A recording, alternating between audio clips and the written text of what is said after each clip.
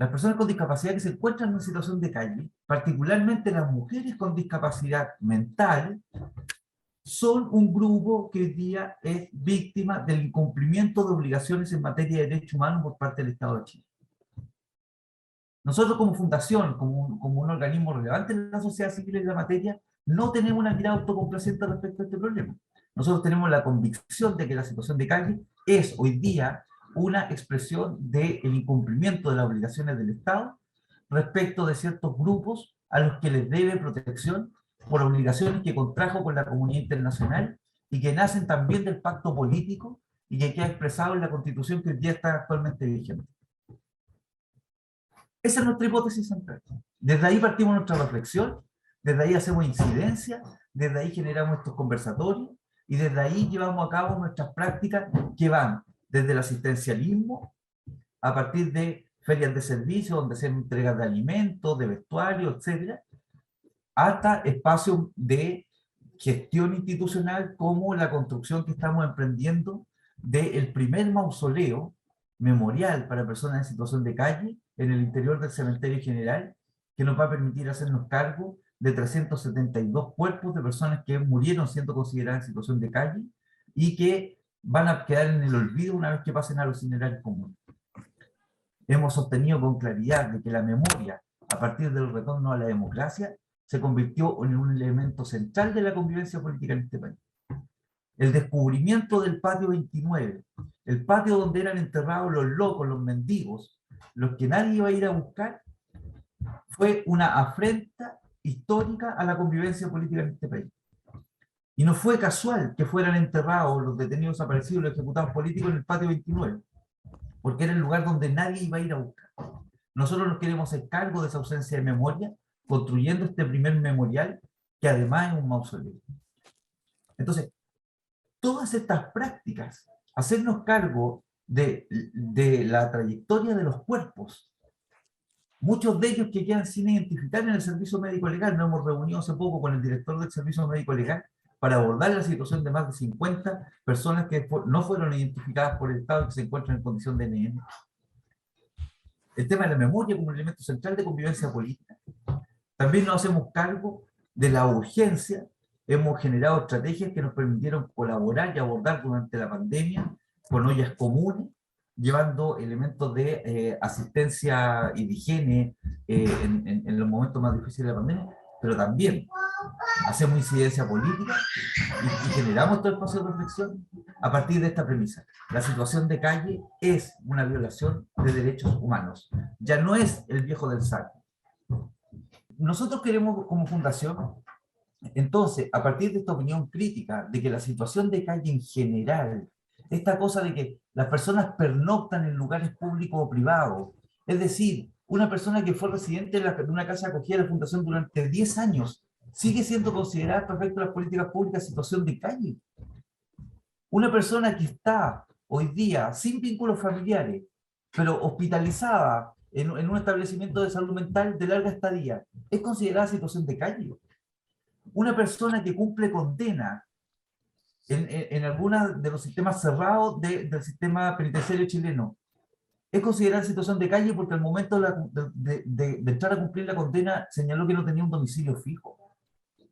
Y estas preguntas no son vanas para nosotros, porque cuando estamos diciendo que nos queremos hacer cargo del tema, incluso en la muerte, nos tenemos que empezar a preguntar qué significa morir en situación de calle.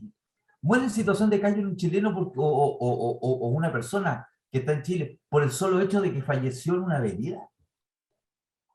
¿O es considerada una persona en situación de calle un hombre que estuvo cumpliendo una condena de 10, 15 años en el sistema de gendarmería en Chile y que no tenía relaciones vinculares con su familia? ¿Es situación de calle?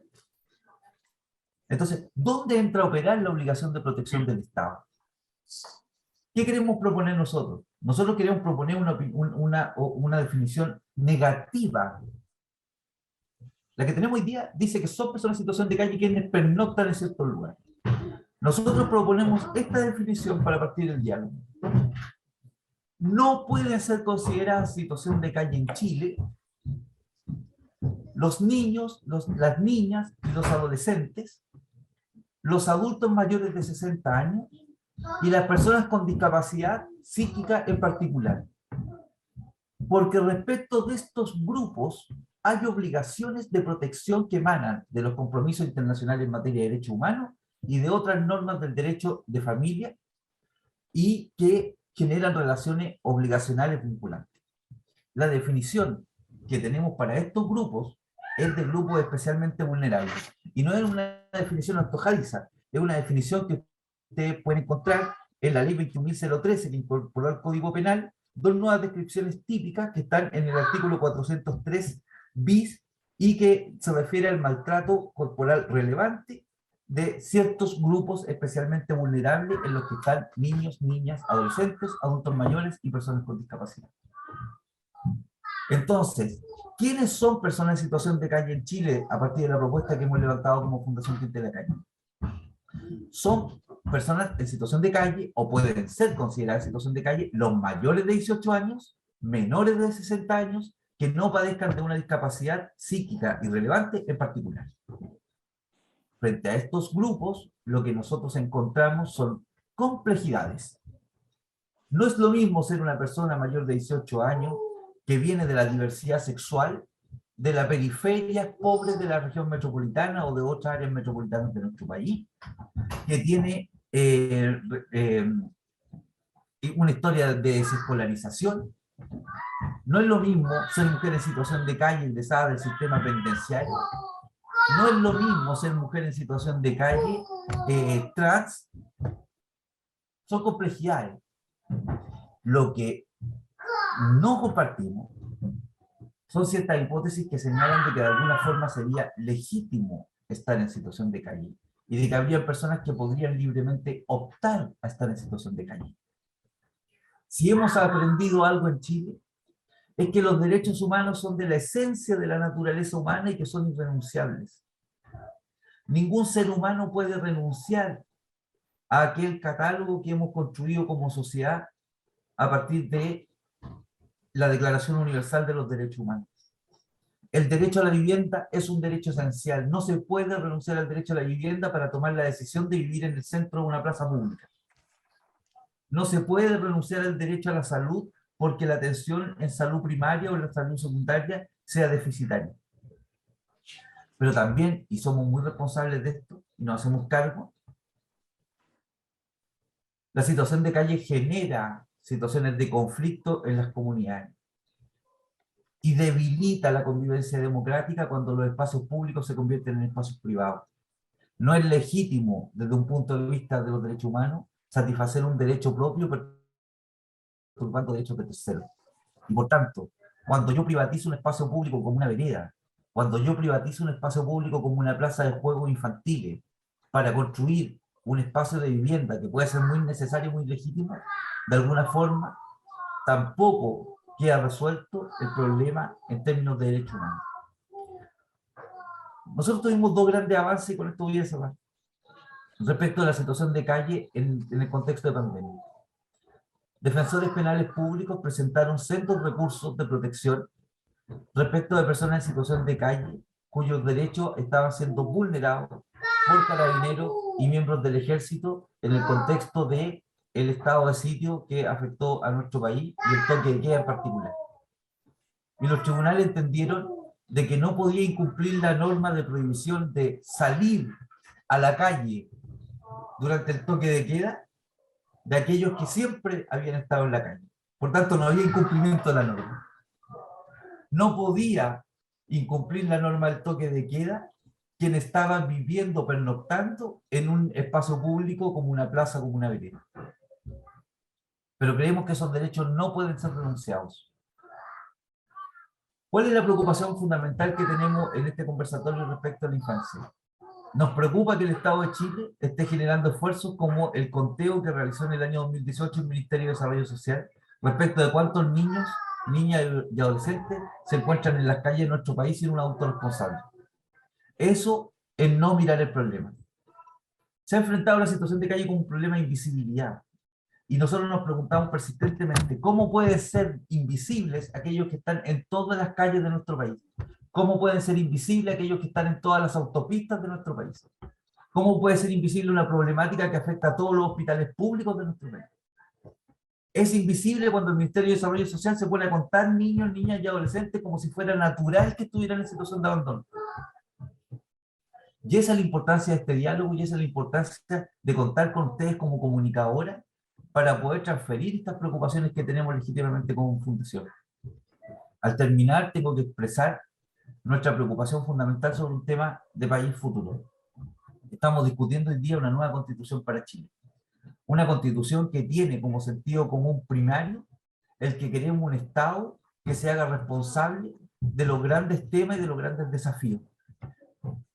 Y cabe preguntarse cuál va a ser el rol de la organización de la sociedad civil como la Fundación Gente de la Calle y otras, que con mucho corazón aportamos a la construcción de Chile, pero que en el fondo somos para las políticas públicas lo mismo que las autopistas concesionadas son para el transporte público de pasajeros. Nosotros somos, cuando decimos que estamos frente a un Estado subsidiario, nosotros somos los que subsidiamos al Estado. Y cabe preguntarse cuál va a ser el rol de la sociedad civil en una nueva constitución. Porque hoy día los interlocutores de estos problemas, los que estamos haciendo esfuerzos de visibilización, de incidencia política y de construcción de espacios de protección y de resguardo institucional para grupos especialmente vulnerables en situación de abandono o para personas en situación de calle, tenemos la legítima preocupación de que este problema que deberíamos estar resolviendo se ha visto agravado no solo por la crisis de la pandemia, sino que por la crisis de pobreza, de corrupción y de privilegios que se ha ido instalando progresivamente en nuestro país. Me despido agradeciéndole este espacio para presentarle un poco el proyecto institucional. Los dejo invitados a revisar nuestras redes sociales y nuestra página web. Ahí van a encontrar nuestra propuesta nacional de erradicación de la problemática situación de calle que afecta a más de 20.000 chilenas y chilenos en nuestro país.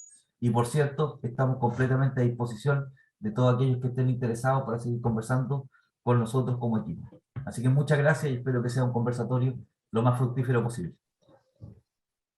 Muchas gracias, Francisco, por tu exposición, por tus palabras. Y para continuar sobre Sename y situación de calle, Sofía, te doy el pase. Gracias, Josefa. Le quería agradecer a la Fundación Gente de Calle por la invitación. Bueno, yo voy a hablar sobre un informe que el año 2018 el Observatorio para la Confianza, en conjunto con Fundación Infancia, publicó sobre esta temática. Esta investigación se llama Niñas, Niños y Jóvenes en Situación de Calle, análisis y recomendaciones para una política pública, y la pueden encontrar en el sitio web de Para la Confianza, por si después la quieren leer. Uno de los datos importantes que contiene este documento es que del total de niños, niñas y adolescentes atendidos durante el año 2018 en Sename, 478 ingresó por estar en situación de calle. Esto significa una tasa de 8,7 por cada 100.000 personas de entre 0 y 17 años. Esta tasa se sacó de acuerdo a los datos del Instituto Nacional de Estadística. ¿Ya? La mayoría de los niños que ingresaron por esta causal fueron atendidos por programas ambulatorios y 55 de ellos y de ellas fueron derivados a alguna residencia. Al analizar las cifras y si las contrastamos con la población de 0 a 17 años por región, se identificó que en algunas regiones el problema era mayor. Por ejemplo, en la región del Maule, la tasa pasó de 8,7 a 22 por cada 100.000, y en la región de los Lagos pasó de 8,7 a 14 por cada 100.000. También es importante mencionar que esto coincide con otros datos, como por ejemplo que la región del Maule es la que tiene la tasa más alta de institucionalización a nivel país. Otra cosa que identificó la investigación que hizo el observatorio es que las cifras del conteo que hizo el Ministerio de Desarrollo Social, que fue el que mencionaron con anterioridad, no coinciden mucho con las cifras de Sename en las regiones del norte, sobre todo en Arica y Parinacota, y esto podría dar cuenta de una posible brecha de cobertura. Y bueno, ese conteo fue bastante cuestionado en realidad, así que probablemente hay varios problemas ahí con los datos que entregaron. Otro dato importante es que es la comuna de origen de los niños, niñas y adolescentes que ingresan a estos programas del Sename para estar en situación de calle. En el caso de la región de Arica y Parinacota, Arica y Camarones son las comunas que presentan las mayores tasas de la región. Acá en la región metropolitana son las comunas de Renca y Puente Alto, y en la región de Maule son Constitución y Talca. Por otra parte, en el Biobío son las comunas de Los Ángeles y Talcahuano. En la región metropolitana pasa algo bien particular porque, dada la composición de la región, la comuna de origen no significa que los niños que están en situación de calle tengan los puntos donde viven ahí. se reparten generalmente por las comunas más céntricas como la comuna de Santiago Centro. Ahora, al hablar sobre los factores de entrada y permanencia, los que explicarían por qué un niño o niña llega hasta una situación de calle, hay dos variables principales, según la literatura y según las investigaciones hechas previamente. Estas son los quiebres familiares o la falla de los sistemas públicos sociales. Según los datos que entregó este conteo nacional realizado en el año 2018, coinciden con estos dos factores. De hecho, en efecto, la primera razón que identifican los niños entrevistados, los niños y niñas identificados, son los problemas familiares. La segunda es el abandono del sistema residencial, o sea, de las residencias de la red del Sename. Esto hace referencia a la falla de los sistemas públicos. La tercera razón son los problemas con drogas, y la cuarta razón es por diversión y por estar con amigos y amigas. Y es importante tener esto en cuenta porque refuerza la importancia de las redes y vínculos que generan estos grupos. Muchos de estos niños que abandonan las residencias, por ejemplo, después se juntan y viven juntos en la calle y generan lazos que pueden ser similares a los lazos familiares, entonces en compañía. Entonces es importante tener también esto en consideración cuando se quiera ejecutar alguna política pública. Con respecto al primer factor, el segundo Catastro Nacional de Personas en Situación de Calle, que fue hecho el año 2011, han pasado 10 años de este catastro, muestran como diferentes factores, como los diferentes factores que han sucedido en las trayectorias de vida de estos niños y niñas antes de los 10 años de edad son sumamente importantes. Estos factores son, por ejemplo, el consumo de sustancias de los padres, el maltrato, los conflictos familiares, la violencia intrafamiliar, y también otro factor que está presente son los problemas económicos. El año 2015, el Observatorio Metropolitano de Niños, Niñas y Adolescentes en Situación de Calle también hizo un estudio en la región metropolitana, y en este estudio identificaron que la mayoría de los niños y niñas que viven en situación de calle son hombres, y la mayoría son adolescentes de entre 14 y 17 años. También hay un tema con la deserción escolar que es muy alta, llega a un 69%. La investigación también reveló que un 47% habría sido víctima de maltrato psicológico, un 50% tuvo padres con consumo de drogas, y un 84% sufrió negligencia por parte de sus padres también. Finalmente, el estudio lo que demuestra es que más del 42% de los niños y niñas que están en situación de calle tienen más de 7 factores de vulnerabilidad. Esto significa que tienen un alto nivel de polivictimización. El conteo realizado en el año 2018 por el Ministerio del Desarrollo Social también identificó que el promedio de edad de los niños, niñas y adolescentes era de 15,6. Coincide bastante con los datos entregados el año 2011. También con respecto a las edades. ¿Qué demuestra esto? Demuestra que la situación se concentra en la adolescencia tardía, y esto nos dice que hay ineficacia o hay acciones preventivas que son inexistentes en la adolescencia inicial, esto es entre los 10 y los 14 años. Y esto también concuerda con la carencia de políticas públicas hacia estos tramos de edad, que coinciden con el término de educación básica y también con importantes cambios en el desarrollo cerebral de los adolescentes. Esta investigación también, o sea, este estudio, este conteo, también identificó que el mayor porcentaje de los niños, niñas y adolescentes que viven en situación de calle son hombres. Y esto puede demostrar que hay posibles factores de género detrás de la situación. Un análisis más fino podría permitir decir que, por ejemplo, un 15,7% de los hombres tiene como uno de los principales motivos divertirse y estar con amigos, a diferencia de las mujeres. Las mujeres, esto llega solamente a un 11,3%. Las mujeres reportan un mayor porcentaje, las mujeres dicen que están mayoritariamente en situación de calle por problemas familiares y también por abandono del sistema residencial. Dentro de los problemas institucionales, uno de los más importantes es la crisis de los centros residenciales de protección. El perfil de los niños en situación de calle demuestra una alta interacción con fundaciones y diversos centros. También muchos de estos niños y niñas mantienen contacto con sus familias de origen, incluso a veces duermen en los hogares de sus familias, pero hay muchos factores, como los mencionamos anteriormente, que producen que los niños salgan del sistema proteccional o también hagan abandono de sus casas familiares nuevamente. Al respecto, es importante destacar también que el gran número de abandonos de niños y niñas niños que están en búsqueda policial que han sido reportados. Otra nota técnica del Observatorio para la Confianza identificó que entre enero del 2017 y agosto del 2018 se registraron 459 ingresos por la causal de abandono en centros residenciales. De administración directa, el grueso de estos abandonos era en el CREAT Pudahuel, con un total de 302 casos. El CREAT Playa Ancha, que ya fue cerrado, registró 152 abandonos, principalmente ocurridos el año 2017, y lo que tienen en común entre estos dos centros residenciales es que se ha identificado que hay graves problemas de vulneraciones y violaciones a los derechos humanos de los niños, niñas y adolescentes que son derivados a estos centros. Hay diversos reportajes que hablan sobre eso. Carolina hizo uno muy importante, y eso también llevó a que nosotros como fundación presentáramos una denuncia y una querella que puso el Instituto Nacional de Derechos Humanos por esta misma situación, que era 12 niños que estaban en situación de calle, que estaban en un tribunal que estaba colindante a este centro, al CREAT Pudahuel. Respecto a los riesgos que corren los niños y niñas en situación de calle, el conteo reportó que uno de los principales miedos que tienen ellos y ellas es ser víctima de robo, o también ser víctima de abuso, o por último también ser víctima de violencia a través de una pelea, por ejemplo.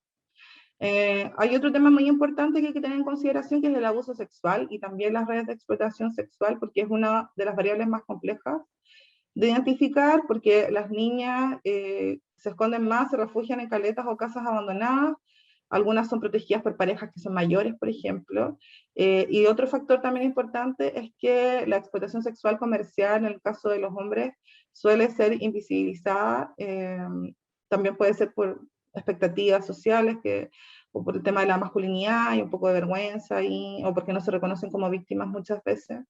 Entonces hay que también tener ojo con lo que ocurre con eso.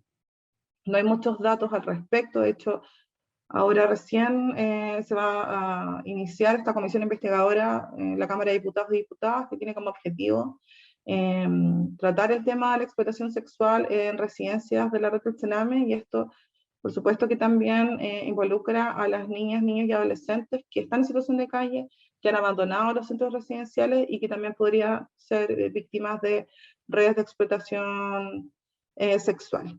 De hecho, las niñas que están en situación de calle identifican como una de las cosas más peligrosas para ellas que alguna persona pueda abusar sexualmente de ellas. Eso, hay una diferencia abismal ahí entre hombres y mujeres, porque las mujeres responden esto en un 63% frente a un 8% de los hombres que perciben esto como un riesgo. Hay un factor de género muy importante también. Otro factor de riesgo, por supuesto, es la relación que tienen con las redes de narcotráfico.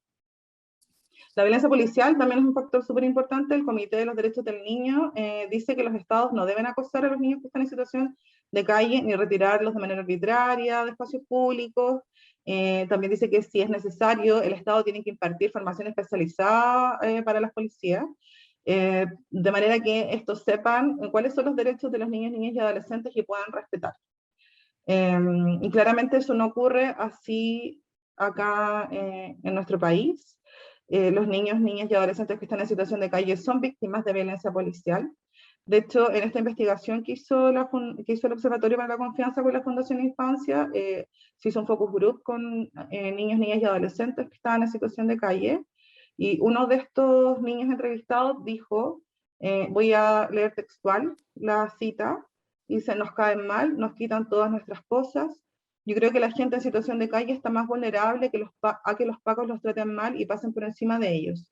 Entonces ellos llegan y lo que hacen en verdad es un robo, porque tú tenías un pedazo de calle, la ocupáis con una carpa, hay viejitos, ancianos, niños, y ellos llegan con los de la MUNI a quitarte tus cosas. Son violentos porque quizás no todos son iguales, pero hay, no sé, pues, se rebotan y se empiezan a pelear. Te tenéis que poner a pelear. Van los pacos con los de la MUNI, se llevan todo. De repente queréis defender algo tuyo, que es tu ropa, cosas que igual de repente te compráis, y ellos como que te la llevan. A mí se me han perdido celulares, he tenido que pelear, me han arrastrado, me han llevado a la comisaría y me han cargado. Yo creo que no es la mejor manera. Si ellos siguen así, igual la gente están acostumbrados a vivir en otro sistema. Dice este niño que fue parte del FOC. Por último, sobre la intervención, uno de los principales dispositivos de intervención para trabajar con los niños que están en situación de calle son los programas de niños en situación de calle, PEC, del CENAME, y este programa busca, dice, una recuperación integral de niños, niñas y adolescentes en situación de calle que han sido víctimas de graves vulneraciones de derechos que involucran daño físico, social, emocional y o del desarrollo sexual, que ponen en riesgo su inserción social. Los PEC el año 2018 tuvieron como población objetiva 615 niños y niñas, que es una cifra mayor a la del conteo, y este PEC tuvo presencia en 4 regiones. Uno de los indicadores a nivel de propósito del PEC muestra que el 53% de los adolescentes que egresan de este programa no reingresan a la misma modalidad de atención, pero esto no significa necesariamente que el programa haya sido exitoso y que los niños que están en este programa no hayan vuelto a estar en situación de calle. Esto no da ninguna certeza de que se haya producido reunificación familiar, por ejemplo, o que se haya provocado una restitución de derechos efectiva. ¿Ya? Eso no es así. Al nivel de componentes del programa, un 61% de los niños y niñas que fueron atendidos en este programa tuvieron sesiones de intervención con uno de sus adultos responsables. Pero bueno, estos dispositivos no llegan a todos los casos. Por ejemplo, dijimos que estaba solo en 4 regiones, y esto cubre mayormente los sectores que tienen alta socialización callejera, pero no necesariamente los que tienen mayor penetración continua. Y asimismo, el rango de intervención es débil, teniendo un marco limitado de intervenciones para el pago de la subvención por niño. Más bien funcionan en un marco preventivo en niños con riesgo de situación de calle, en un marco de visitas estándar al mes, lo cual no es congruente con esta realidad. Yo creo que voy a llegar hasta acá más porque ya me extendió mucho. Después podemos, quizás cuando nos hagan las preguntas, podría complementar con alguna otra información. Muchas gracias, Sofía, por tu exposición. Ahora es el turno de Carolina Rojas, quien es la autora del libro Abandonados, Vida y Muerte en el CENAME, y quien nos va a contar sobre cómo se deben abordar estas temáticas y esta problemática en los medios de comunicación. Adelante, Carolina. Como bien dice Sofía, el tema del CENAME no viene recién ahora, ¿no? Siempre lo he dicho en otras entrevistas, los periodistas llevamos bastante tiempo cubriendo este tema. Lo más doloroso es que recuerdo que en el 2007, como le pasaba a muchos otros colegas, la gente se confundía en los infractores de ley con los que estaban bajo protección, ¿no? No entendía que era el Estado el que no había estado a la altura, ¿no es cierto?, de protegerlo, ¿no?, de alguna manera, de toda esta corrupción que rodea a CENAME y que ya se ha develado en tantos informes lapidarios. Entonces, abordar este tema yo creo que siempre es un ejercicio de volver a un tema que tiene como cada tanto, no sé, existe como esta bomba que estalla y después se vuelve a perder el interés. Justamente estos días estábamos hablando con muchos comunicadores que el tema de infancia está como medio olvidado, nos gustaría que tuviera más protagonismo dentro de la Convención Constituyente. Y bueno, recuerdo que el escribir este libro tenía justamente esta motivación, justamente tenía como motivación extenderse un poco, ¿no es cierto?, en este tipo de investigaciones, que tienen que ver principalmente con el silenciamiento del sobreviviente.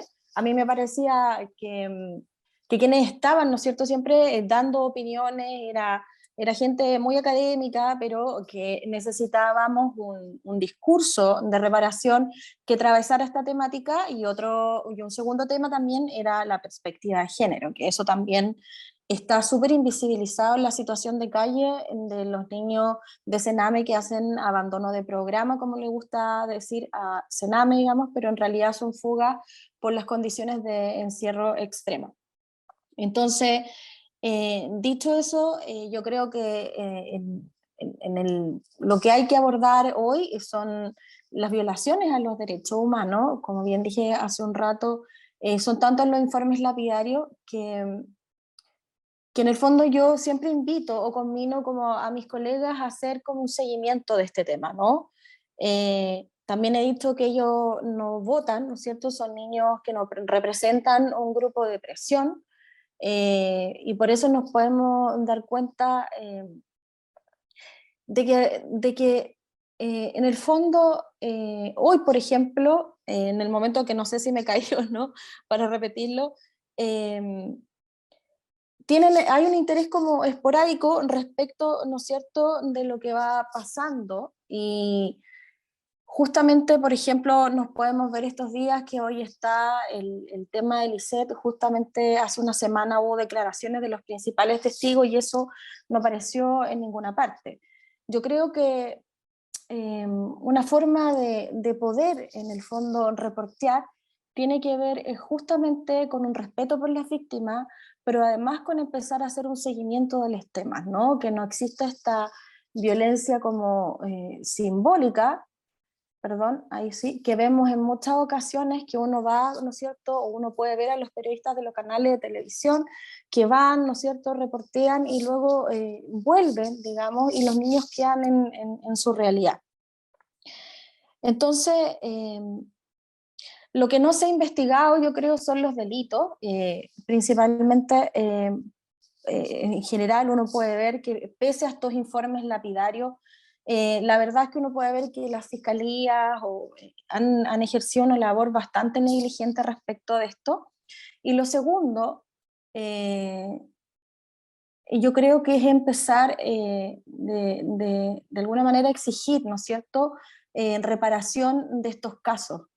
Y yo creo que eso es fundamental y eso es lo que de alguna manera me motivó en este libro, que tenía que ver justamente con incluir, ¿no es cierto?, el testimonio de las personas, disculpen que me están hablando y por WhatsApp donde tuve que improvisar con el teléfono, de incluir el testimonio de las personas que justamente no habían estado en estos reportajes. Entonces, por ejemplo, me tocó encontrarme con muchas mujeres que son jefas de hogar, que relataban esta violencia institucional, las voces de los niños, ¿no es cierto?, como bien contó Sofía, ese reportaje sobre el tribunal que justamente estaba al lado del CREAT Pudahuel y que los niños convivían en total abandono, en una desolación que era terrible, estaban enfermos de neumonía, no habían comido un día, y esto pasaba justamente bajo las narices de quienes debían preocuparse de ellos, ¿no? Pude ver cómo Carabineros, por ejemplo, pasaba, pedía su carnet, sabían las situaciones en que se encontraban y luego se iban y no pasaba nada respecto de cambiar un poco las condiciones en que vivían ellos, o de perseguir, digamos, a quienes también sabían de su situación, como los educadores de trato directo, que también sabían respecto de estas vulneraciones que se estaban viviendo ahí. Había mucho consumo también de drogas y otras situaciones que eran bastante vulneratorias. Entonces, yo creo que una forma de tratarlo, repito, es como tratar ya de empezar a profundizar, de terminar con este interés, ¿no es cierto?, que no es continuo, que no se extiende en el tiempo. También creo que hay harto periodismo de investigación que ha hecho bien la pega respecto de un poco de visibilizar el tema del negocio en que se ha convertido o Sename, o el extinto Sename, ¿no es cierto?, respecto de lo que ha pasado estos días con el nuevo servicio de protección. Y nada, yo creo que el compromiso es justamente ese, en darle voz a las personas que no han podido, ¿no es cierto?, aparecer, digamos, en todas estas discusiones que generalmente hay, ¿no es cierto?, respecto de las comisiones y de tantos informes que ya tenemos conocimiento, porque la verdad es que tras estas entrevistas, por ejemplo, el libro se revela mucha violencia institucional, que no tiene que ver solo con Carabineros, que es un tema que vamos a abordar después, sino que tiene que ver justamente desde el Poder Judicial o desde el mismo Sename, desde una OPD, etcétera, y que no han sabido resolver el tema, ¿no es cierto?, de cómo trabajar anticipadamente con la familia, sino que la institucionalización, que debiera ser como la última ratio, según la literatura internacional, en este país se ha vuelto la primera instancia, ¿no? Y bajo eso también ocurre que los niños, niñas y adolescentes terminan viviendo con muy poca dignidad, habitan esos lugares en muy malas condiciones, ¿no es cierto?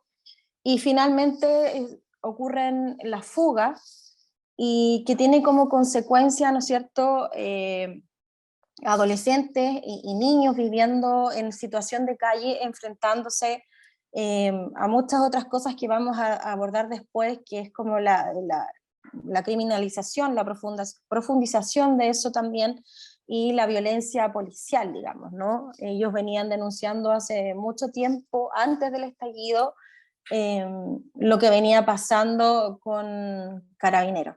Así que me perdí un poco porque pensé que ya estábamos en la parte de las preguntas, pero yo sí lo que siempre hago es como invitar a los colegas a tener un interés permanente con los temas de infancia, pero no solo la infancia de Sename, sino la infancia mapuche, también, y todas las infancias, la infancia migrante, que son hoy un grupo muy vulnerable respecto de lo que hemos hablado en otras entrevistas, que tiene que ver con que justamente en Chile se objeta mucho la infancia, y cuando tú objetas a alguien lo despojas de todos sus derechos. Entonces yo creo que lo más importante hoy es profundizar sobre este tema, levantar más discusión, más visibilización, y seguir escribiendo muchas veces, aunque la gente tenga muy poco interés, ¿no es cierto?, sobre todo en época electoral, respecto de un tema tan importante.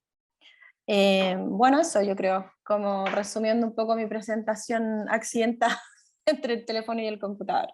Gracias, Carolina. Estas fueron las exposiciones de nuestros panelistas, de Francisco, Sofía y Carolina. Y ahora vamos a empezar con las preguntas, y para eso me gustaría comenzar con esta primera pregunta, que va dirigida hacia lo siguiente. Ante el desinterés de algunos medios de comunicación de cubrir temas de infancia, ¿qué rol deben jugar los y las comunicadoras y periodistas en la visibilización de temáticas de alta complejidad social, como lo es la situación de calle en menores de 18 años? ¿Quién desea comenzar? Yo creo que eso ya lo contesté un poco. Si quiere lo puede contestar Sofía. O Porque no. Francisco. Sí. ¿Podría ser Francisco? ¿Podrías comenzar tú con esta ronda de respuestas?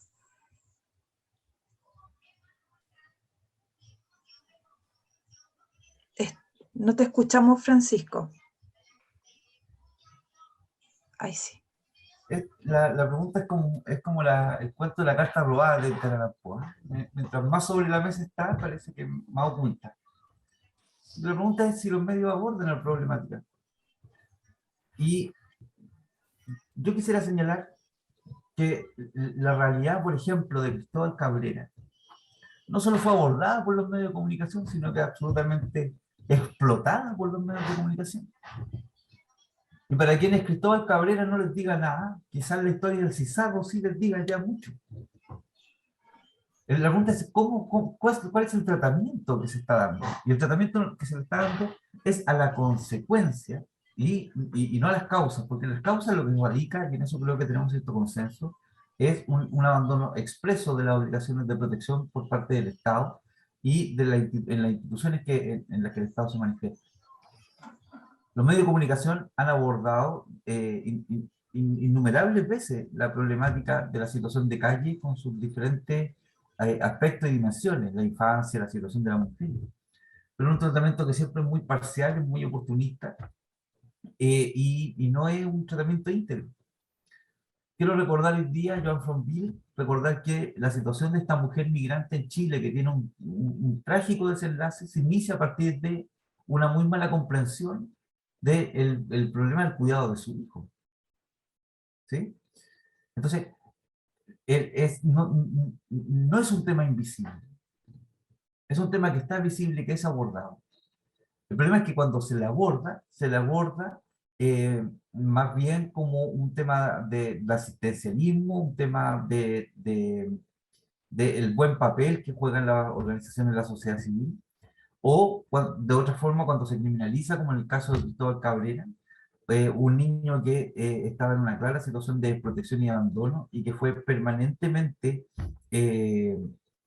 criminalizado hasta que hoy día ya como mayor de edad empieza a cumplir una condena de más de 10 años en prisión. Entonces, la preocupación que tenemos es cómo a esta visibilización, a estos diálogos que se dan sobre la infancia, la adolescencia y sobre las distintas vulnerabilidades, y derechamente, porque en esto nosotros tenemos también una visión, queremos dejar de enfrentar estas cosas de las vulnerabilidades para hablar del problema de fondo en Chile. Tenemos millones de pobres en Chile. Y esos millones de pobres en Chile, con sus distintas dimensiones, son los que finalmente son invisibilizados. Ese es el tema que hoy día no queremos abordar. Que Chile tenemos una pobreza durísima, una pobreza que después de la pandemia está en una situación mucho más crítica, y en la que sin duda la infancia, la adolescencia, los adultos mayores y las personas con discapacidad son quienes peor lo están pasando. Así que la promoción de este diálogo, el trabajo que ha hecho Sofía, el trabajo que ha hecho Carolina, sin duda para nosotros tiene un tremendo valor en la medida de que no solo pone el tema, sino que lo pone con una perspectiva crítica, con una reflexión crítica respecto al rol del Estado, de las organizaciones de la sociedad civil, porque cuando Carolina dice que hay un gran negocio detrás del Sename, el negocio detrás del Sename está en distintos organismos privados, muchos de ellos fundaciones y corporaciones, que se han hecho cargo de este tema. Por tanto, la sociedad civil no somos necesariamente los buenos, y a eso me refería cuando decimos que nosotros somos las políticas sociales muchas veces, un poco lo que son las autopistas concesionadas al transporte público. ¿Ah? Hemos cubierto lo que le correspondía al Estado. Por tanto, yo valoro cómo visibilizamos, pero también cómo visibilizamos con una perspectiva crítica, con una reflexión que nos permita no solo ver la problemática, sino que enfrentar la problemática. Gracias, Francisco. Sofía comentaba que se tiene que ir en unos minutos más, así que me gustaría pasar a la siguiente pregunta, ya que Carolina también la había respondido anteriormente. Muchas gracias, Francisco, por tu respuesta.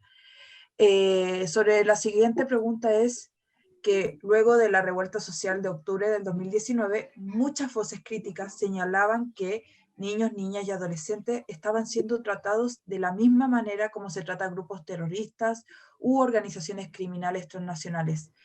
A propósito del convenio ANI-CENAME, firmado en febrero del 2020, y la vinculación de la población CENAME con la primera línea de las protestas, ¿qué opinión le merece la criminalización con la que han sido tratados los niños y las niñas residentes del Servicio de Protección?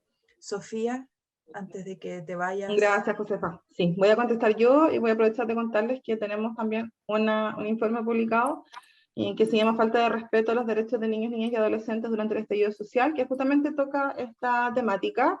Y bueno, después del estallido social o la revuelta popular, aparecieron dos discursos, ¿cierto? Uno que reivindica el legítimo derecho a la manifestación, y otro discurso que venía desde el Poder Ejecutivo y la prensa tradicional, que decían básicamente que estábamos en guerra, o que habían células terroristas, turbas violentas, etc. Pero cual fuese la postura, los niños, niñas y adolescentes que participaron en las manifestaciones fueron gravemente estigmatizados como violentistas.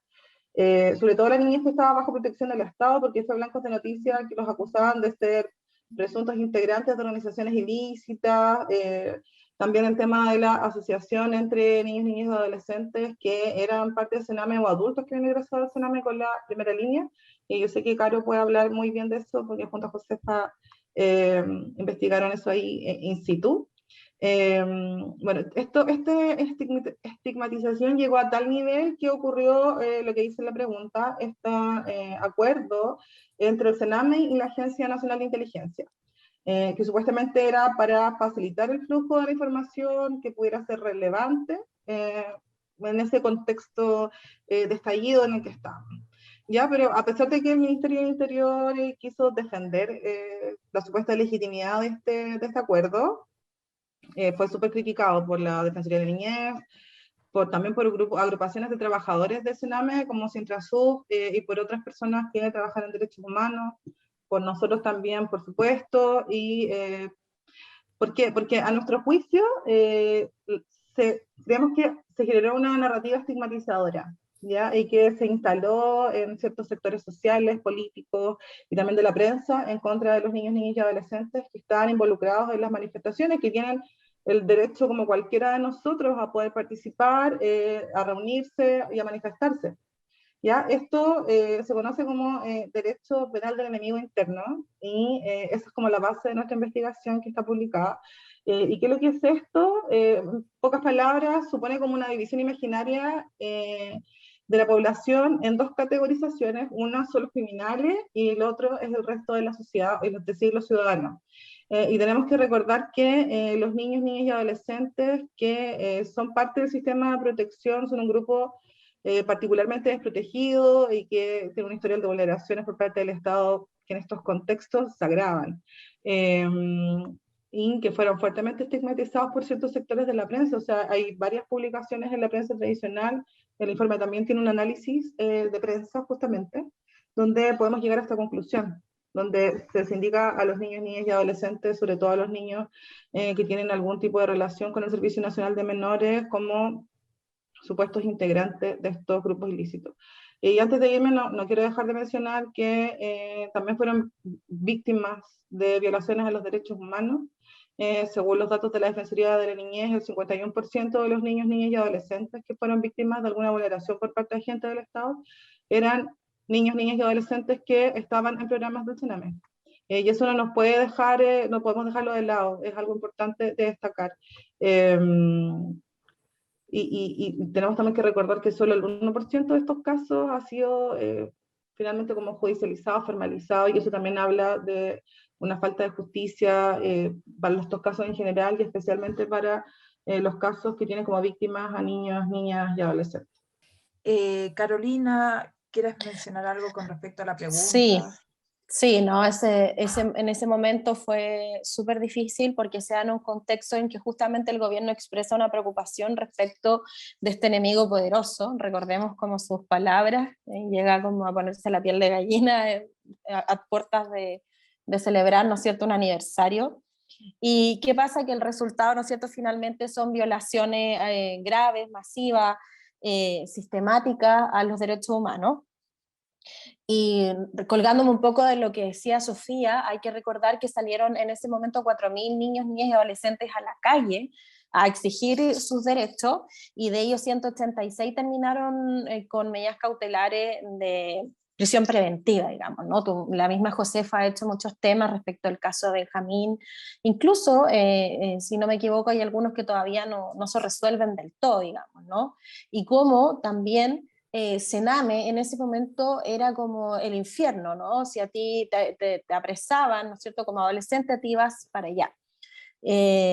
Y en este reporteo que nos tocó en algún momento, que Josefa me acompañó a reportear sobre los niños durante el estallido, particularmente los que estaban bajo protección, que se habían fugado y habían estado muchos meses en situación de calle, fue particularmente crudo, digamos, ¿no?, de reportear, porque lo que pudimos ver allí es que dentro de lo bueno, digamos, para lo malo que pudimos ver es que ellos sentían que en el estallido encontraron cierta reparación, ¿no? Como en las paredes decía "No más CENAME", básicamente todos en sus testimonios concluían en la idea de que por fin la gente, los adultos, habían entendido lo que ellos estaban pasando, principalmente por experimentar también la violencia policial, algo en lo que voy a detenerme, porque ellos hace mucho antes del estallido venían denunciando este tipo de situaciones, que eran golpeados, que eran ingresados a los carros policiales y adentro eran gaseados, que les quitaban sus pertenencias, y un montón de otras situaciones muy vulneratorias que rayaban con la tortura. Y cuando empezó a pasar lo del estallido, sus testimonios no hicieron más que volverse muy, muy verosímiles, lo que fue súper preocupante. Entonces, cuando pasa esto de la ANI, en el fondo, que quiere facilitar el acceso, o sea, que CENAME quiere facilitar el acceso de información a la ANI, lo que subyace ahí es toda esta criminalización, esta violencia que existía de antes. Lo que pudimos recabar también en otros reportajes en ese momento, en el miedo, ¿no es cierto?, que consistía a quienes estaban, a los niños y adolescentes que estaban en situación de calle en ese momento, digamos, con un toque de queda en que nadie, salvo algunas fundaciones, ¿no es cierto?, como ustedes que que hay una preocupación genuina por la gente en situación de calle, los asistían, digamos, de manera voluntaria. Pero no había una preocupación, ¿no es cierto?, que viniera como del Ejecutivo a ver qué iba a pasar, digamos, con estos niños, niñas y adolescentes que vivían en caletas de hace mucho tiempo, y caletas conformadas por niños que se habían fugado, porque vamos a decir fugado, no abandonó el programa, de centros de Sename como el de CREAT Pudahuel, el CREAT Playa Ancha, porque prefieren vivir en la calle que en una residencia. Entonces lo que digo es que subyace aquí que se necesita inteligencia en el fondo para combatir una guerra, y en esta guerra, para ellos, digamos, estaban involucrados los niños, niñas y adolescentes. Lo que pudimos ver ahí, por ejemplo, es que muchos de los niños y niñas que conformaban la primera línea lo hacían de una manera espontánea, no había una organización criminal, como quisieron tratar de hacernos ver, particularmente también la prensa, ¿no es cierto?, que siempre está en la prensa amiga, digamos, del duopolio, o sea, los del duopolio, que nos hablaban, ¿no es cierto?, como de los niños y adolescentes como criminales.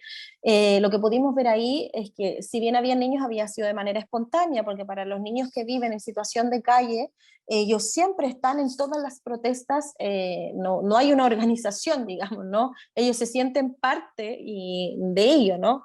Y la verdad es que recabando sus testimonios era muy doloroso entender, digamos, lo transgeneracional. Habían niños muy pequeños, de 15 años, recuerdo, con el que él estaba ya en un programa de Sename, y particularmente lo que pasaba en su barrio. Nos contaba que el gran temor que existía dentro de los adolescentes era irse a Sename, ¿no? De pasar del programa a una residencia, caer al sistema de protección, digamos, porque él tenía, casi todos sus amigos habían pasado por el CREAT Pudahuel. Luego nos tocó hablar con otro joven que tenía 19 años y había estado en el CREAT Pudahuel también durante su infancia. Luego nos tocó hablar con un joven mapuche que también nos dijo que había estado, pero como infractor de ley, ¿no es cierto?, respecto de la persecución, además, ¿no es cierto?, que tienen los comuneros en el Gualmapu, que él había estado en un CIPSRC de Cholchol donde había sido torturado. Básicamente el grupo que componía en ese momento los entrevistados, era muy fuerte ver su respuesta respecto de la herida profunda que había significado pasar por un centro, ¿no? Y por qué estaban ahí. Entonces cuando a los más grandes uno les preguntaba, pero ¿por qué estás en la primera línea? Porque ahora me puedo defender, decían, porque ahora puedo pelear con los pacos, porque ahora puedo... Eran respuestas que se repetían, digamos, ¿no?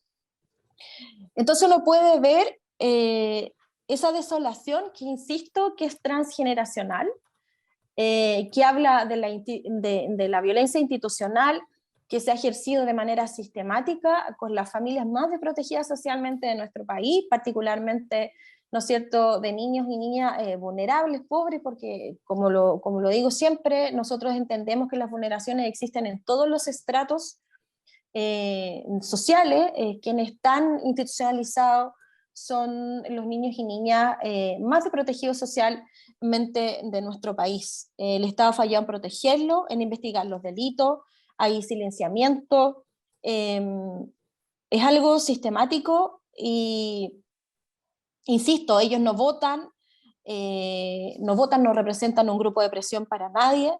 Recuerdo también que de alguna manera se ha requerido a Piñera que se haga una comisión de verdad y justicia, justamente por lo que hablábamos hace un rato. No hay reparación, no hay un discurso de reparación cada vez que se habla de los niños y niñas y adolescentes que han pasado por Sename, que es lo que se necesita hoy y que yo creo que se tiene que empezar a levantar, a escuchar sus voces. Ojalá exista reparación en todos los sentidos, económica, de escucharlos, digamos, del derecho que tienen que hacer a oído, a que que tengan tratamiento psicológico como parte de esa reparación. Los abusos en las residencias de protección que han ocurrido luego que son separados de su familia, yo creo que hoy Sename representa la herida más profunda después de la dictadura en Chile, y creo que con eso en el fondo me voy a quedar. Yo creo que llamo a la reflexión respecto de lo que significa hoy Sename, de las generaciones que han sido vulneradas, donde ha ocurrido algo muy paradójico que tiene que ver que tú sacas, ¿no es cierto?, un niño o una niña para ser protegido de vulneraciones y termina en un centro, en una residencia, como víctima de vulneraciones aún mayores. Entonces, lo que yo creo es que aquí es hora de empezar como a hablar, de hacer seguimiento de estos temas, ¿no es cierto?, de que no se nos olviden los delitos, esos delitos que terminan muchas veces olvidados en las carpetas del Ministerio Público. Ya lo pudimos ver respecto de la denuncia que hizo el informe de la UNICEF con la jueza Mónica Geldres, que terminaron ahí olvidados. Y por eso creo, devolviéndome un poco a la pregunta, que lo único bueno que pudimos ver del estallido es que había un consuelo, que era mínimo, pero existía, que era que la gente al fin, como decía no más AFP, decía no más Sename, digamos, ¿no? Y ahí había como un mínimo de reparación para ellos. Por eso yo creo que es tan importante seguir visibilizando las situaciones en las que se encuentran, en la situación que se van a encontrar también en el futuro con este nuevo servicio, que en el fondo se presenta como una nueva modalidad, pero es Sename con otro nombre, y que mientras Sename no deje de ser un negocio, esto no se va a solucionar, porque no hay ningún interés en que los niños sean desinstitucionalizados cuando tú recibes una subvención por él y por los programas en los que está, digamos, por el lobby feroz que se hace en el Congreso respecto de algunos personajes que ya conocemos que son parte de estas verdaderas corporaciones, ¿no es cierto?, que históricamente han lucrado con los niños, niñas y adolescentes más desprotegidos socialmente, como ya lo dijimos anteriormente.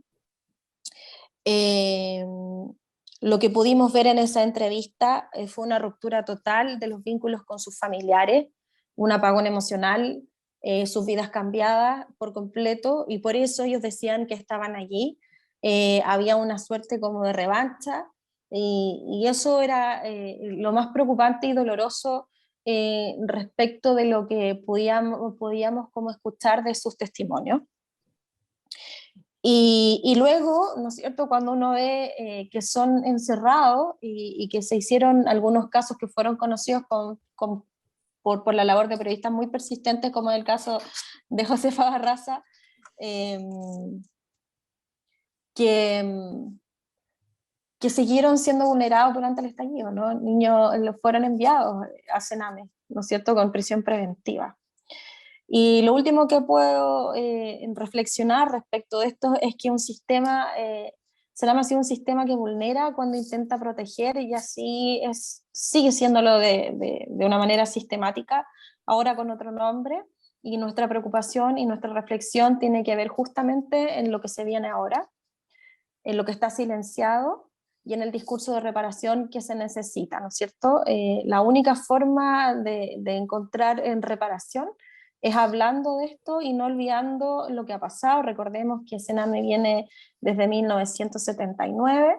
En muchos reportajes me ha tocado encontrar 3 generaciones marcadas por la institucionalización.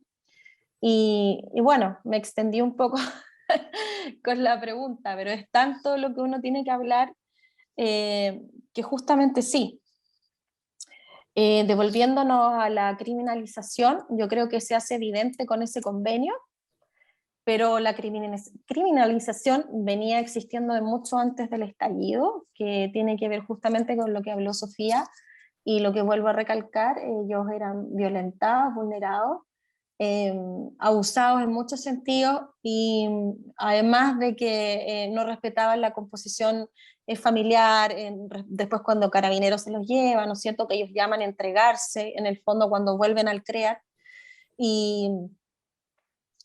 y que nada, ¿no?, que ellos han sido víctimas de manera sistemática de todo lo que los adultos luego contaron, ¿no?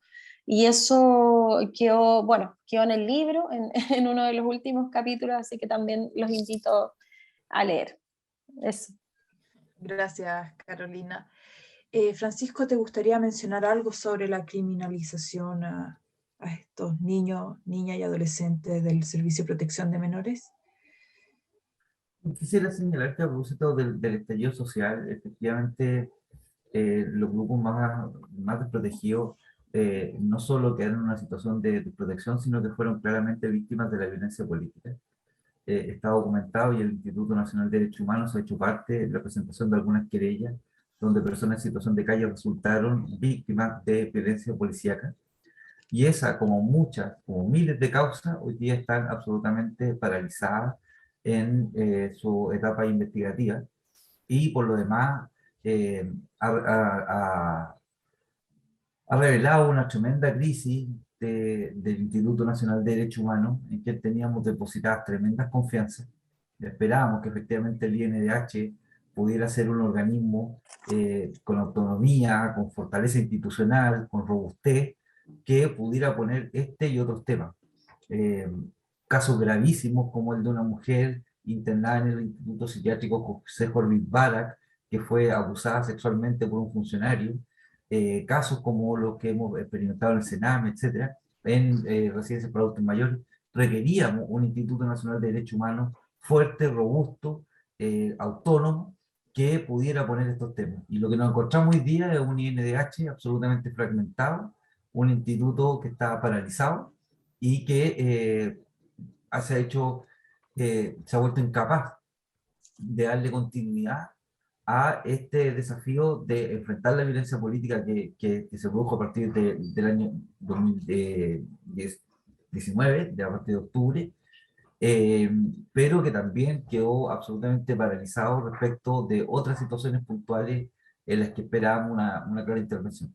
Entonces, si hay algo que creo que se volvió un punto crítico, es que hoy día nosotros no tenemos una institucionalidad en materia de derechos humanos que pueda hacer contrapeso a otros organismos públicos que claramente están fallando, como el Ministerio Público, como el Ejecutivo y otros. Ese organismo esperamos, confiamos. La constitución del INH fue una pelea histórica, una pelea muy, muy fuerte que se dio desde el momento mismo del retorno a la democracia.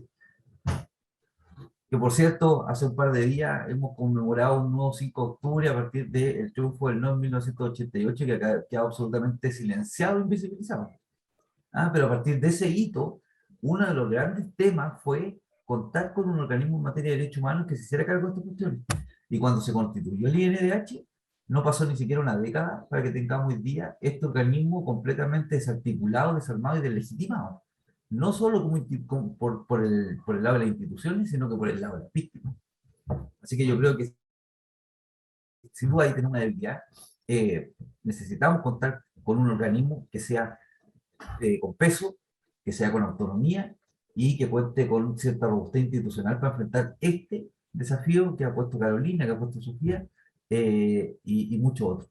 Nosotros tenemos una preocupación hoy día que no quiero dejarla pasar respecto a la infancia.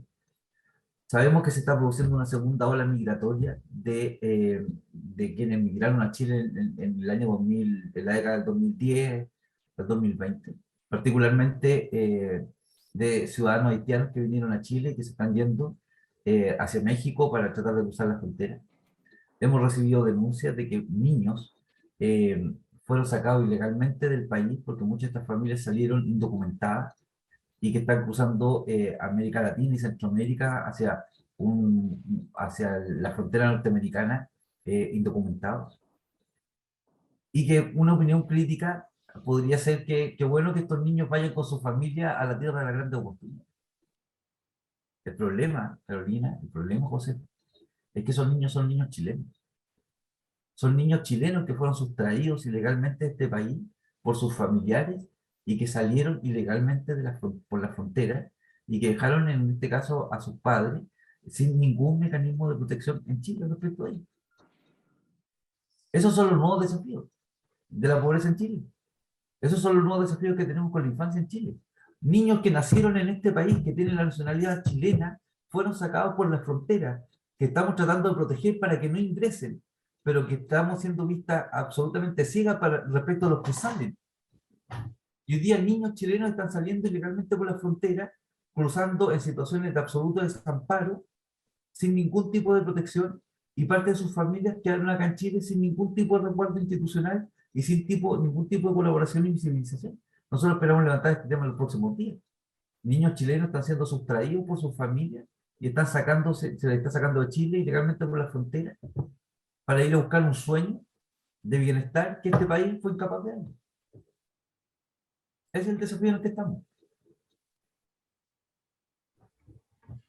Gracias, Francisco. Muy interesante ese último punto que planteaste en tu respuesta. Y espero que podamos comentarlo, porque es un tema que está absolutamente vivo, que está pasando hoy día. Son niños que están saliendo hoy día por la frontera, Y que obviamente se ha invisibilizado totalmente. completamente. Esta es la última pregunta que tenemos antes de pasar a las preguntas de quienes nos están acompañando. ¿Por qué creen que los niños, las niñas y adolescentes prefieren vivir en situación de calle o abandonar programas en vez de estar en residencias? Yo creo que la respuesta está en lo que dije hace un momento de que la separación de un niño con su familia es una medida excepcional y transitoria. Y en Chile, por ejemplo, la internación de los niños ha sido como una medida frecuente, si no me equivoco, desde 1758, desde la primera casa de expósitos. Y hay mucha literatura internacional respecto del apagón emocional que enfrenta un niño cuando es separado de su familia. Lo que me ha tocado ver en el reporteo, por las extremas condiciones de encierro además, y estar lejos de su familia, muchas autolesiones, mucha ideación suicida, en muchos casos sin tratamiento psicológico. Y además por ya todos los informes, como dije, lapidarios que conocemos respecto de las condiciones con las que habitan los niños de esa residencia, ¿no? En la que ya después del caso Lisette conocíamos de que los educadores de trato directo ejercían verdaderas torturas, y si no hubiese sido por el caso de Lisette, que luego dio pie a otros testimonios en ese CRIAT y en otros, no se habría conocido la realidad tan sistemática respecto de esa violencia que está enquistada en la residencia, ¿no? Entonces yo creo que bajo esas premisas, en el fondo, yo creo que cualquier niño, niña o adolescente preferiría, ¿no es cierto?, vivir en la calle que vivir dentro de una residencia donde es parte o es víctima de una vulneración mucho mayor de la que vivía en su hogar. Y entre paréntesis, que con el reporteo y la investigación de años también me he dado cuenta que no todos los padres son negligentes, sino que incluso hay padres que han perdido el cuidado de sus hijos por situaciones tan, por ejemplo, por situaciones de haber dejado con la vecina a su hijo, y que esa vecina de repente abandonara el cuidado porque tenía que hacer otra cosa en la villa, y los vecinos terminaban denunciando a esa mamá. Y finalmente su caso pasaba a tribunal. Entonces, ¿cómo de alguna manera la violencia institucional persiste? Y también hablé antes de perspectiva de género, porque nunca hablé con un hombre, yo siempre hablé con mujeres jefas de hogar. Dicho eso, hay que recordar que Chile está adscrito a una Convención Internacional de los Derechos del Niño desde los años 90, pero la institucionalización ha sido siempre la principal estrategia respecto de los niños que han sido víctimas de vulneraciones, ¿no? Tampoco también hay que sacar de esta ecuación al Poder Judicial, porque son ellos también quienes envían a los niños a estos centros. Y yo creo que lo que ya se sabe respecto de lo que pasa dentro de las residencias, que es algo que se ha extendido en el tiempo. También pudimos ver hace poco que en esta nueva modalidad, ¿no es cierto?, del servicio nuevo, que se presentó con bombos y platillos, pudimos ver hechos vulneratorios en un centro de Carlos Antunes, donde se escuchaban gritos, y si no hubiese sido por la labor de esos vecinos, digamos, que tenían conciencia social, que grabaron esto, no se habría conocido que esto sigue pasando, que tiene que ver justamente con la palabra contención, que es la palabra que se repite respecto del ISEP. Y justamente los niños que estaban ahí eran niños que venían del CREAT Galvarino. Es como estas situaciones se extienden a través del tiempo. Entonces, yo creo que ya conocemos de sobra las razones por qué un niño o una niña, ¿no es cierto?, que está bajo la protección del Estado prefiere vivir en la calle, porque por último ahí tiene, ¿no es cierto?, a sus amigos, pese a que está expuesto a un montón de situaciones como la explotación sexual infantil, entre paréntesis, justamente ahora también va a haber, ¿no es cierto?, una investigación respecto de esos casos, y prefiere estar expuesto a esas situaciones que estar dentro siendo víctima o de abusos, como bien dijo Sofía, en ese reporteo, justamente en el tribunal, las niñas comentaron que habían sido, en el fondo confesaron que habían sido víctimas de abuso de un paramédico, por ejemplo, y otras situaciones similares que se repiten en distintos centros. Y ellos fueron parte de la querella, digamos. Entonces yo creo que eso ya habla respecto de por qué un niño un niño o niña prefiere vivir fuera, ¿no es cierto?, que dentro de un centro. Y por eso también creo que hay que hacer un llamado, ¿no es cierto?, ahí a los candidatos y candidatas respecto de un emplazamiento real al Ejecutivo de lo que está pasando y de lo que puede seguir pasando. Porque yo creo que gobierno tras gobierno, digamos, este tema no se ha podido parar, digamos, ¿no? Entonces uno no sabe si es desidia, si es desconocimiento sobre la materia, y bueno, y eso, yo me atrevo a decir que es lo primero, justamente por lo que dijimos hace un rato atrás, que estos niños no representan un grupo de presión. Así que yo creo que ese es más o menos como el análisis que hago tras la pregunta, digamos. Francisco, ¿quisieras mencionar algo al respecto? Sin querer caer en lo del eslogan, pero sin duda es parte de nuestro relato institucional. La calle no es un lugar para vivir. Cuando la calle representa una oportunidad de protección, cuando la calle representa una oportunidad de acceso a condiciones de bienestar, cuando la calle representa un lugar para estar con sus padres, como está en el relato de la infancia y la adolescencia en calle, que la calle representa mayor seguridad. Entonces eso lo único que hace es poner mayor énfasis en la gravedad de la situación del abandono y en la gravedad de las violaciones de derechos humanos respecto a estos grupos que estamos viendo en nuestro país. No es mejor una cama en relación a unas bolsas plásticas para efecto de comprender la naturaleza misma del derecho a la vivienda consagrada en la Convención de Roma respecto a los derechos sociales, económicos y culturales. En principio podría parecernos que quien está dentro de una carpa está en mejores condiciones que quien está bajo unas cajas de cartón. Pero eso es parte de la autocomplacencia de un país que todavía se mira a sí mismo de manera poco crítica y poco reflexiva. Y esto es una opinión personal. El retorno a la normalidad está siendo demasiado brutal. Está siendo demasiado normal esta normalidad a la que estamos volviendo. Estamos volviendo a los indicadores de productividad, de distribución de la riqueza del año 2015-2016, como si nada hubiera pasado en este país. Entonces cuando hoy día cruzas tú la Alameda y ves carpas, uno cree que estamos en un país que es mucho más justo, que es mucho más equitativo, que avanzamos respecto de la situación de calle. Cuando tenemos estos niños yo no sé si ustedes no hemos puesto aquí el tema de lo que alguna vez se llamó el Senamóvil. El Senamóvil era un programa del Sename a fines de los años 90 que llevaba servicios y oportunidades a distintas caletas. Entonces iba el Senamóvil, un bus con los tíos, con las tías, con títeres, con alimento, con juegos, llegaba, se instalaba, entretenía a los niños y después se iban. Y lo que ocurría es que cuando llegaba el Senamóvil había 3 niños en la caleta, pero después llegaban 20 niños a ver a los tíos del Senamóvil, y cuando se fue el Senamóvil quedaron 10, 15, 20 niños en situación de calle. Nosotros tuvimos una experiencia brutal en Puente Alto con niños que consumían benzina en lo que se llamó la caleta que estaba en un gran supermercado ahí en Puente Alto. Una caleta donde habían por lo menos 15 niños consumidores de benzina y que habían llegado ahí porque llegaba el Senamóvil. Y cuando enfrentamos la situación de los niños consumidores de benzina en Puente Alto a comienzos del 2000, nos dimos cuenta de la envergadura de lo que significaba el creer que la calle es una oportunidad para ellos. Menos para la infancia. El tema no es si los niños pueden decidir estar en la calle. El tema es que nosotros como sociedad, como comunidad política, tenemos una obligación respecto de ellos. Y esa obligación hace que hoy día estemos todos en una situación de incumplimiento. Nosotros entendemos que entregar una carta para que una persona pernocte una noche es sin duda una urgencia. Pero para nosotros vivir en las calles no puede representar una oportunidad.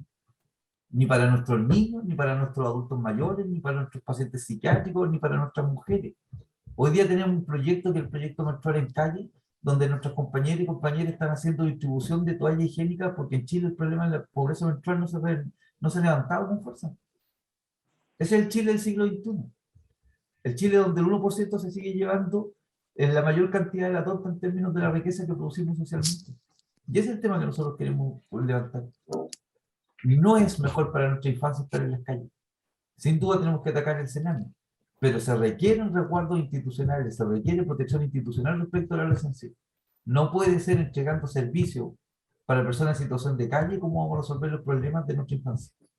No puede ser tratándolos como privilegiados dentro de la situación de calle como vamos a enfrentar realmente el problema de la infancia. Tenemos que mirarlo con juicio crítico. Se requieren entornos de protección. Es la obligación que contrajo el Estado. En ausencia de la familia, el Estado tiene que proteger. Y por tanto, el incumplimiento del Estado de esa obligación de protección tendrá que ser foco de nuestra preocupación. Pero no compartimos de ninguna manera que organizaciones de la sociedad civil, capturando recursos públicos, estén tratando a los niños y niñas adolescentes como si fueran personas en situación de calle. Y si pudiesen elegir estar en situación de calle, porque de alguna forma eso representa para ellos una oportunidad. Creemos que ahí hay que poner una mirada aquí, en esa naturalización de la más dura pobreza que tenemos en este país. Gracias, Francisco, por tu respuesta, y ahora vamos a abrir el espacio a quienes nos están acompañando para que realicen sus preguntas a nuestros panelistas. ¿Quién desea partir, realizar alguna pregunta? Yo. ¿Roberto? Roberto, sí. Ya. Cuéntanos, mira, Roberto, ¿cuál es tu pregunta? Roberto Cantele, mi nombre, estuve interesantísimo este Zoom, saqué apunte, se me desordenó todo. No, de verdad, es que uní el relato de Francisco, de Carolina, de Francisco, no, de Carolina, de Francisco, y de Carolina, de Francisco, la moderadora, ese fue tu nombre. Hice yo soy gestor inmobiliario, yo me dedico al área inmobiliaria, a la parte legal, a la parte social que hay detrás de esto, y me llamó la atención, primero que nada, pedí disculpas cuando dije eso que estaban grabando, yo este es el primer Zoom en el cual participo en mi vida, nunca, entonces debe ser como que me perseguí. ¿Ah? Yo quería, cuando me llegó la invitación de ustedes, el título dice, ¿cómo incidir en la opinión pública respecto a grupos especialmente vulnerables? ¿Cómo incidir en la opinión pública? Yo primero, no sé cuánto es el tiempo que cuento, o sea, es una reflexión, pero tampoco me quiero extender porque hasta ya la gente me dice, ya una pregunta larga, la tira. No, es porque me pareció interesante y me quiero colgar la reflexión. Es la siguiente, de Pato Fernández, cuando estaba en la edición del periódico de Clinic, y luego estuvo en Tolerancia Cero, me parece, mal no recuerdo, en los debates presidenciales de Piñera, y se me fue de la elección pasada. Estaba Piñera, y el Pato Fernández estuvo todo el programa en silencio. Todo el programa en silencio. Y el presidente de la República de Chile, yo soy completamente independiente, soy ateo políticamente, ¿ya? Creo que Genaro Larrea hace muy poco dijo una gran verdad. Los políticos, la función de los políticos es arreglar los problemas de la política. no del ciudadano. Pero dijo pueblo. No.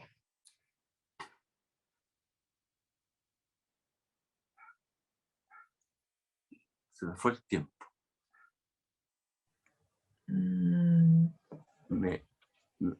Me alargué mucho. Sí. Roberto, lo seguimos escuchando. Cuéntenos cuál es su pregunta. Breve. Que elegí los 3 discursos, relatos, las 3 exposiciones, cada cual muy bien documentada, muy bien dicha, pero llegué a la conclusión que son datos. No escuché una propuesta concreta respecto a cómo lo hacemos. Porque está bien, yo te puedo presentar 100.000 estadísticas y nombres, te puedo hablar del plan CAI, de la mesa 13, de la submesa 13, cuando estaba el ex canciller Moreno en el Ministerio de Desarrollo Social, que ahí parte esto. Cuando mencioné que trabajo en gestoría inmobiliaria, eso es como mi antisector. Me gusta, hoy día, me gusta ver, no sé, no me gusta la motosierra, no me gusta el talaje, no me gusta porque no hay una fiscalización real. Y para que haya fiscalización, la pregunta que hizo el administrador fue cómo incidir en la opinión pública respecto a la gente en situación de calle. Es que un tema tan largo que me gustaría, quizás, me hice un canal de YouTube para lo mismo, porque coincido con la línea editorial de esta ponencia, pero yo tomo de todos los partidos políticos, digamos, de toda esa gente, siempre hay algo bueno y siempre hay algo malo. Yo rescato lo bueno y me armo mi panorama. ¿Ya? Yo trabajo con abogados, entro en un ministerio, jamás para crear polémica ni nada, sino porque creo que el mejor argumento es el testimonio. Yo llevo años en la calle. A mí me gustaría opinar. Sí, por supuesto. Le agradezco, compañero. Muchas gracias. Me llamo María. Yo soy estudiante de psicología de la Universidad Autónoma. Tengo una escuela de reforzamiento online para niños de diferentes lugares o sectores, desde los más populares hasta los más encumbrados en Santiago. Mi escuela son de 37 niños. Y quiero dar mi opinión porque yo también creo en la calle. Yo invitaría a la gente primero a conocer quiénes son en su sector gente de calle. Yo vivo en Las Condes, cerca de la Pumanque. Y yo conozco por lo menos a 2 personas de gente de calle y me hace sentir muy contenta eso. Si hay que hacer estrategia, yo empezaría por invitar a la cercanía. Si yo quiero decir, en realidad, ¿saben qué? Yo creo que hay que ayudar a la gente de calle, hay que empezar por conocerla. ¿Y dónde se conoce? En el lugar donde uno está. Esta cuestión es como crecer en un macetero y dar fruto ahí. Entonces yo partiría por ahí. Lo segundo, yo tengo una escuela de reforzamiento online. Yo creo que la educación es fundamental y en el Sename con mayor razón. A mí me parece que, por ejemplo, yo hago clases de reforzamiento en línea. Yo no tendría ningún problema en hacerle clase a niños gratuitamente 1 vez o 2 veces por semana y yo creo que hay un montón de personas que lo harían. Lo que pasa es que la gente a veces está muy sola y eso se ve en la calle, se ve en el Sename, se ve en el vecino. Entonces, más que poner una brecha que nos separe de la gente de calle, yo creo que debemos poner los pies de la humanidad. Si hubiera que hacer un comercial, yo haría el comercial de la misma persona, por ejemplo, exitosa, que le va bien y empieza a hacer su propio relato y vemos cómo esa persona puede ir cambiando de ropa en el transcurso que va haciendo el relato y a lo mejor la piel se le va, ¿cómo se dice?, ensuciando, arrugando, mostrando que el problema no es la gente de calle, es que tuviste la mala suerte de nacer semilla en esa tierra, porque si tu semilla hubiera nacido en otro macetero, tú estarías contando otra historia. Entonces, eso es lo que a la gente no le cuesta entender. Perdona, no te comprendí. Sí. La semilla hubiese nacido en otro macetero. Claro, tú no escoges dónde nacer. Tú no Yo escoges dónde escojo. nacer. No escoges dónde naciste. Si tú tuviste la mala suerte que tus padres estaban en la calle, obviamente que para ti todo va a ser distinto que si naciste, por ejemplo, en No, una sí, familia bien constituida, ¿no es cierto? Y con educación, con otra forma de desarrollo. Si esto se trata de eso, esto no tiene que ver con diferencia de calidad humana, esto tiene que ver solamente con una diferencia social. Indudablemente que hay discursos, ¿no es cierto?, que son interesantes, que yo que nací en tal parte y entonces, pucha, yo me desarrollé y llegué a ser donde estoy, pero no lo hiciste solo. Hubo gente que te apoyó, tus abuelitos, ¿no es cierto?, los padrinos te apoyaron. O sea, si queremos hablar de gente calle, hablemos de gente calle, pero empecemos por conocer pero a la sí. gente calle. Oye, pero si no tienes ni abuelitos, ni padres, ni tíos, Claro. si no tienes amparo de nadie, tienes el mayor amparo, que es el Estado, no el gobierno, el Estado. Entonces, No, sí, no con siempre es Carolina así. decía, la No UNICEF. siempre el Estado está ahí. Tú has ido, por No, ejemplo... desde Mateo No, Victoria tú no Zambrano. entiendes lo que te quiero decir. ¿Has llamado por teléfono al fondo de emergencia del Estado? Sí, Yo sí, 2 veces me ha tocado llamar y adivina qué, sí. me han contestado, Yo he ido. pero lamentablemente no hay cupo en los hogares. No hay cupo, porque tienen que estar esperando llegar temprano a esos hogares que para pernoctar en la noche, pero si llegaste a las 11 de la noche o a las 12 no tienes cupo y te quedaste en la calle. Sí, a mí me pasó en Las Condes que un señor que lo encontramos que estaba drogado, lo llevamos al consultorio y el médico nos retó, a mí y a mi marido, porque dijo que ellos no podían atender ese tipo de gente. Entonces, ¿entiendes lo que te quiero decir? Lo entiendo de primera línea, ¿ya? Sí, Porque como pero digo eso que trabajo es... en la calle, y no solamente digo que trabajo en la calle como la calle, la gente en situación de calle, también hago calle, yo voy al lugar, Claro. ¿ya? Estoy yendo, sigo yendo. Perdón, Roberto, perdón que interrumpa sus reflexiones, sus comentarios.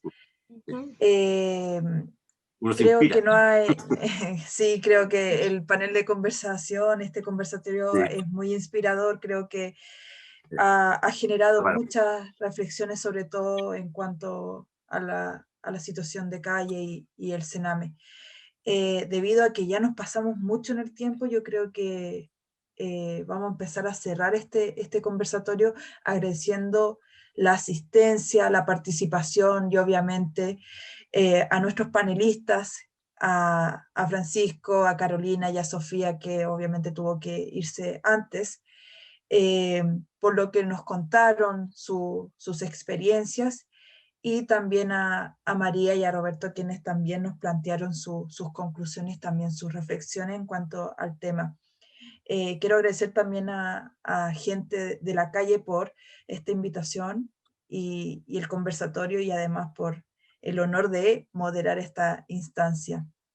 Espero que se vuelva a repetir porque creo que queda mucho tema por tocar, por mencionar y también por reflexionar. Eso, no me queda nada más que agradecer a quienes nos siguen acompañando y que espero que nos volvamos a encontrar en otra instancia para poder terminar este conversatorio o terminando las reflexiones que quedaron pendientes. Eso, no sé si Andrea quiera comentar algo.